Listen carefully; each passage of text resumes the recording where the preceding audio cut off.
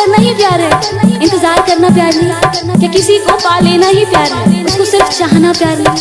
अगर उसकी सारी ख्वाहिशों को पूरा करना प्यार है तो उसकी लिए उसकी खुशियों के लिए दुआएं करना वो क्या।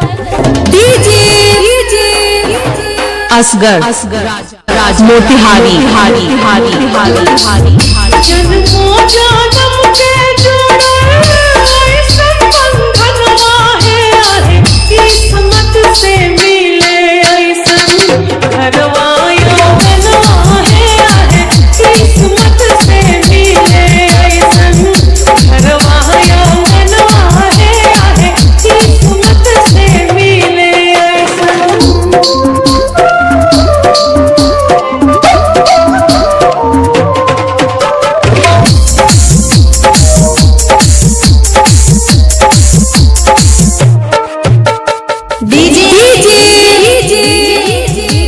असगर राजा मोतिहारी हारी हारी हारी हारी हारी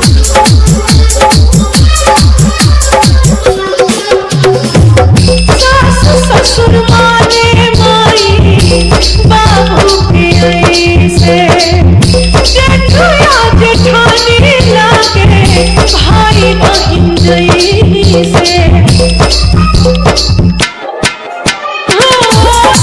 ससुर माने माई बाबू के ऐसे, जेठुया जेठानी लागे भाई बहिन जैसे। बबलू दादा के जैसे हमरो मोरनवा है, किस्मत से मिले ऐसन घरवा यौवनवा है, किस्मत से मिले ऐसन घरवा यौवनवा है, किस्मत से मिले ऐसन। असगर राजा मोतिहारी हारी हारी हारी जब चोट उसको लगे ना दर्द आपको लगे, जब आंखों में से आंसू उसके आए और दिल भारी आपका हो जाए, आंखों ही आंखों में इशारे हो गए, उन्होंने भी आपको देखकर मुस्कुरा दिया, प्यार हो गया। आज कुछ बात हुई, कल मुलाकात हो गई और प्यार हो गया। नहीं यार, वक्त लगता है प्यार होने लगता है, ये 2-4 मुलाकातों में बात नहीं बनती, समय लगता है किसी को समझने, और प्यार करना अपने आप में बहुत बड़ी बात है। और अगर एक तरफा हो ना, फियर फैक्टर, खतरों के खिलाड़ी, खतरों के खिलाड़ी।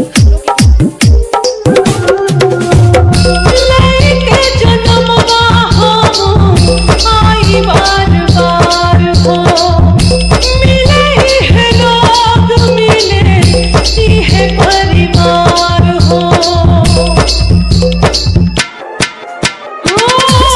लेके जन्मवा हो आई बार बार हो, मिले है लोग मिले ही है परिवार हो।